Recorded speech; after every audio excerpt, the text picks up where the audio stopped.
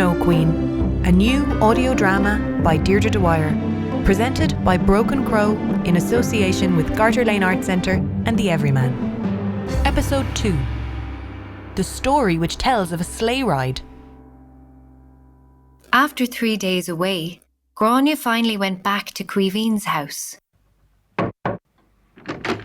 Morning, Mama. Gráinne, my store, there you are.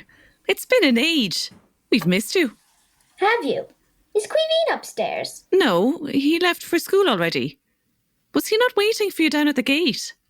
No, he hasn't been there for the past 3 days. I always waited as long as I could, but I didn't want to be late for school. Today I thought I'd come up to collect him. I'm sorry. I thought you had some new thing arranged that you were meeting in the lane. I said it was silly to be standing out there in the cold longer, but there's no talking to Caoimhín these days. Oh, right. Thanks, Mama. Gráinne, pet. I know he's being a right pain but he'll come around. I'm sure of it. But he didn't. Caoimhín was a boy transformed. He had turned into a horrible know-it-all. He ignored Gráinne in the yard and tried to impress everyone with his knowledge. Soon, no one would play with him. 3 days later, when she was walking home from school, she saw him in the square with a gang of children she didn't know. She walked past slowly at first, trying to catch Caoimhín's eye. But then the children called after her. Hey, there's a nerd. She's in our school, isn't she? Ugh, look at her stupid coat. You like snow in your face, dork face. They started to squash snow into mean-looking snowballs, so Gráinne hurried around the corner and out of sight. I felt so cold since the day of the fall, and so cross. But these new friends didn't seem to mind. They were cross too. They pushed each other down into the snow, and I copied them. Some of the bigger kids hooked their sledges to the back of cars, trucks and carriages that drove through the square. Then they got whisked off, screaming and laughing. I wanted to laugh. I wanted to forget about Mama and Gráinne and how strange their faces seemed lately.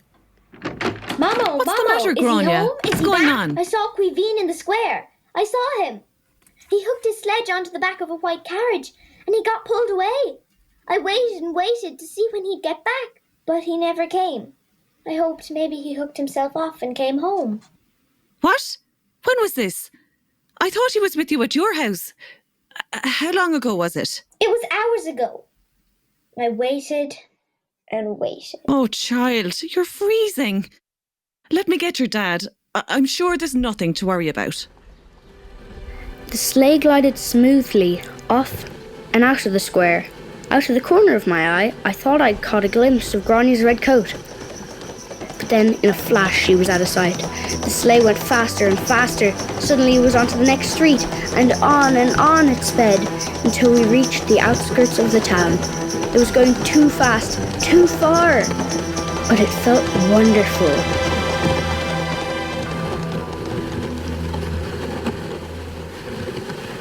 When the sleigh slowed, I tried to move my hands, but they were frozen stiff.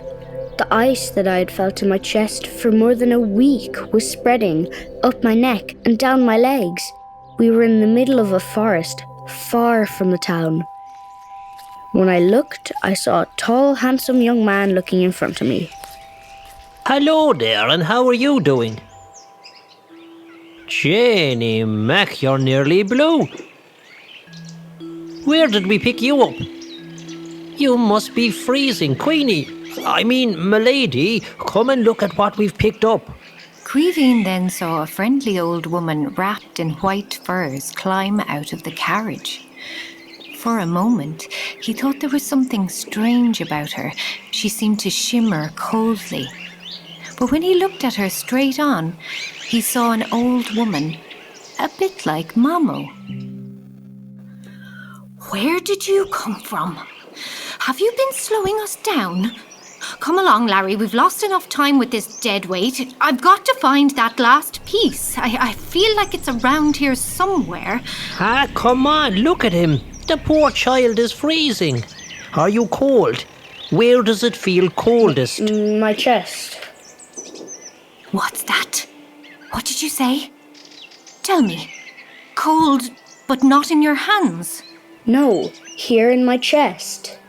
Well, that is most irregular. And what about your toes? No, in here, deep inside my chest. The tips of your ears? Can't you hear me deep inside? Are you just some kind of Egypt or are you just deaf? What did you say, you little maggot? Hold on there now, Queenie. There's no need to unleash the anger. He's just a silly little boy.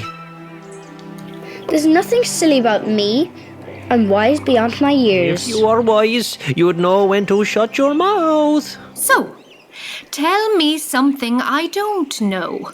If you can, I'll spare your life, you rude little runt. Well, this sleigh, it's very elegant. 1927 design, isn't it? Why, Larry, do you know? He's right, madam. But how could he know that? So much knowledge has just appeared into my brain. Those furs, polar bear fur, isn't it? Wait. What do you see when you look at Larry?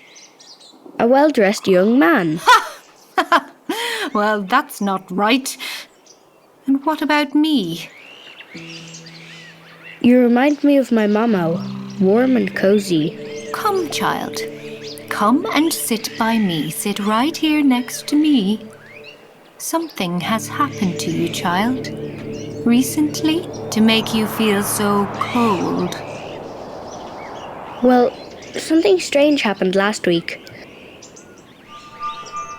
Something sharp got into my eye, and since then I feel cold and clear and full of information. Larry! Larry, I think we've found the final missing shard. Drive on. We must discover how to extract this piece from the young man. And so on they flew, over woods and lakes, over seas and distant lands. Wolves howled and black crows screamed in the night. Caoimhín sat in the elegant sleigh, and it didn't quite occur to him to be afraid as he gazed at the large white moon shining above him. You have been listening to the voices of Mia Clifford, Fionn Butler, Nicholas Kavanagh, Jacqui Kelleher, Aideen Wylde, Lois Clifford and Ruadhán Butler.